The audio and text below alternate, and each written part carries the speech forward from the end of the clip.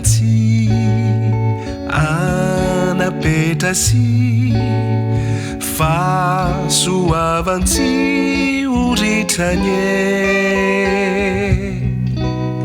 hoe nikiniso yadanao ampo ny fanirina rehetra ny oto olavitriny aretina ka tsy arofy ombany fiarovany Jesosy